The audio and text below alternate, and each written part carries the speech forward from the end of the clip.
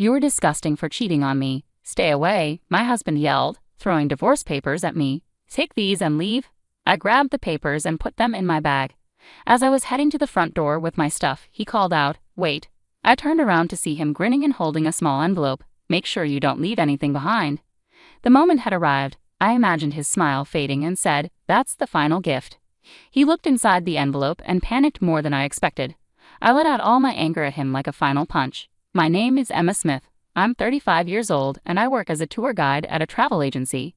My husband, Michael, is a college classmate, and we got married after dating for a while.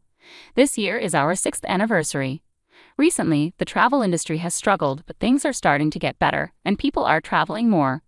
Over the past 6 months, bookings have surged, making my job very busy. I've been working overtime every day. As I got busier, my husband's attitude grew colder. At first, I thought it was because I was so busy and we weren't spending time together. I tried to make up for it by inviting him out after work, but he always said he was too busy. Even when I asked him to dinner, he claimed he had to work late. Before I knew it, almost a year had gone by without us spending time together. He would ask, "Why are you coming home so late?" Even though I told him I was working late and making dinner, he complained, "It's your job to prepare warm meals right away.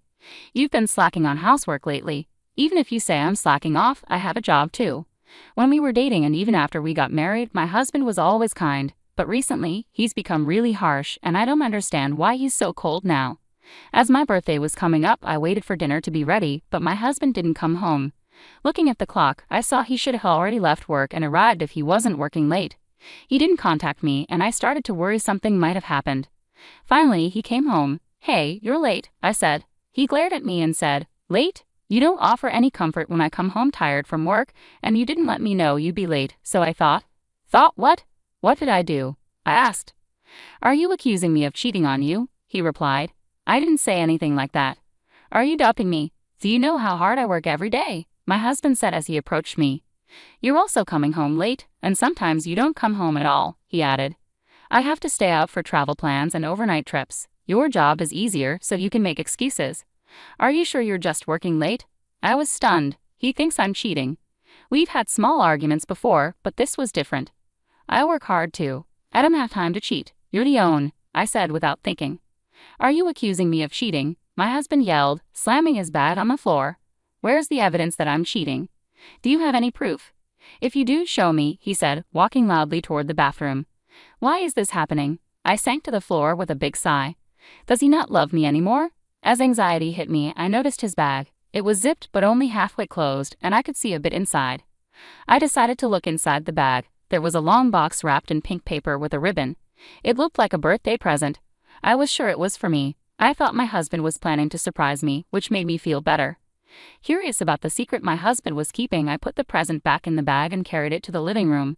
Since it was my birthday and he had prepared a gift, I thought he remembered the day and didn't say anything. I had taken the day off to spend time with him. "What time will you be home today?" I asked him as he was getting ready for work. "Why are you asking?" he replied. "Because today is." I stopped myself and smiled. "What are you laughing at? Do you think I know?" My husband answered tersely and left for work. I had already planned dinner, so after he left, I went shopping and prepared the meal. I imagined he would give me a necklace from that box, so I dressed up, hoping to match the necklace. As the evening went on, my husband still hadn't come home. I tried calling his cell phone multiple times, but he didn't answer. Is something wrong?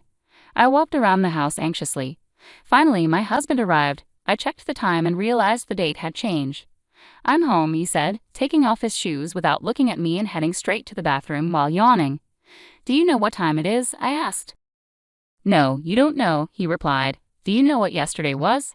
I ran up to him and asked. I said I don't know. He finally turned around and saw me in my beautiful dress. His eyes widened in surprise. "Did you know yesterday was my birthday?" I asked quietly.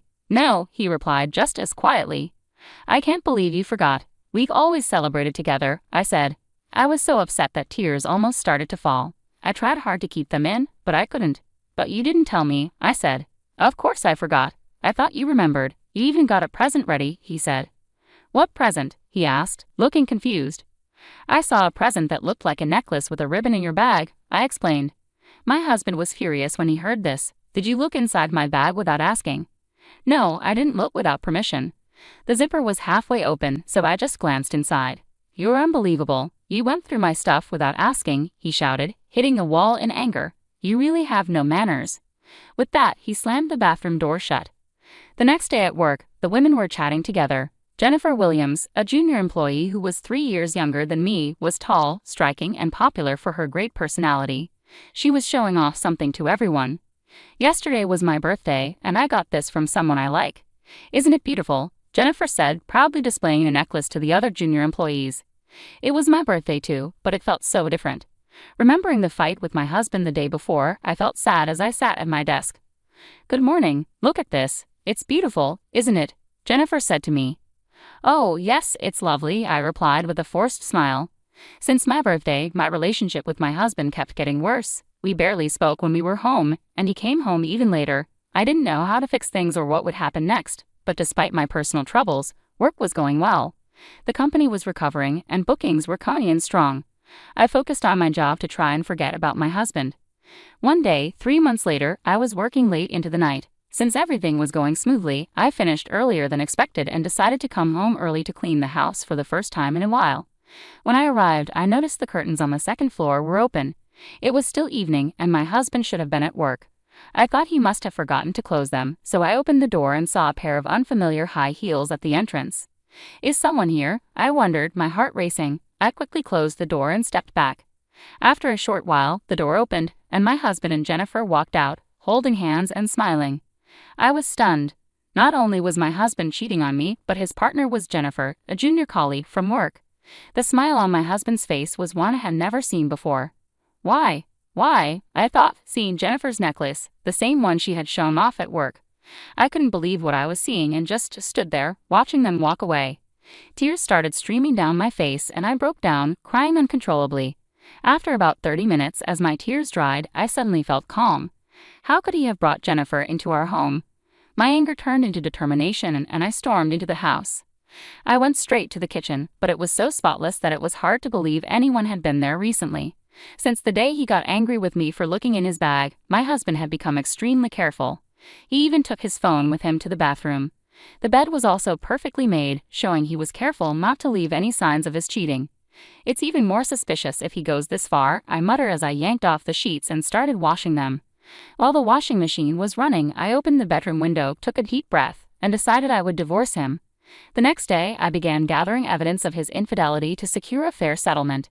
Since I thought I wouldn't be able to get anything from my cautious husband directly, I tried to follow Jennifer when she left, hoping to catch them in the act.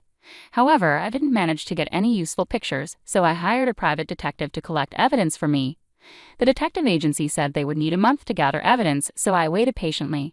During that time, whenever I came home late at night, my husband would shout at me, saying things like, "Why are you so late?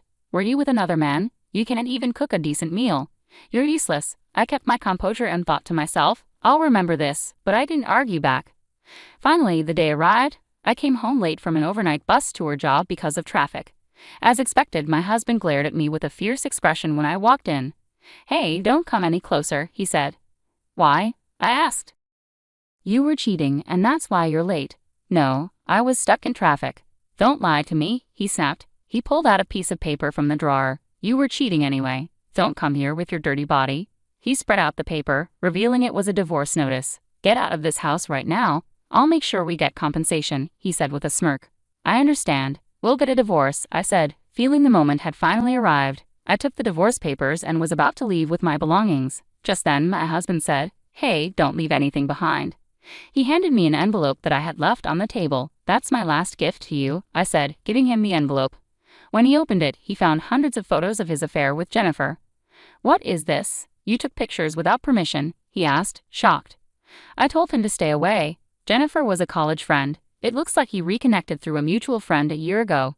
You kept asking me for proof of the affair, so here it is. I've got the evidence. You claimed you were innocent, but look at this. Photos showing you even went on a day trip with Jennifer. You truly betrayed me. I'm going to demand double the usual compensation. Go to the bank and get a loan." I said that and forcefully opened the door, leaving the house. Afterward, through a lawyer, my husband and I finalized the divorce. He was ordered to pay $25,000 in compensation, while Jennifer had to pay $8,000. My husband struggled to meet the compensation payments and made mistakes at work.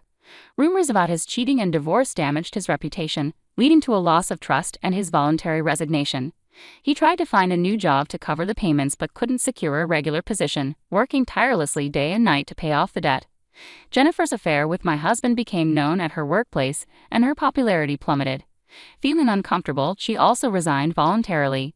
Though the divorce was finalized, the betrayal still shocked me, and I had no desire to see Jennifer again. I took some time off to rest, but with encouragement from my colleagues, I returned to work as a free person. I threw myself into my job with renewed energy and enjoyed each day. How did you like the story? Please subscribe to my channel and see you in the next video.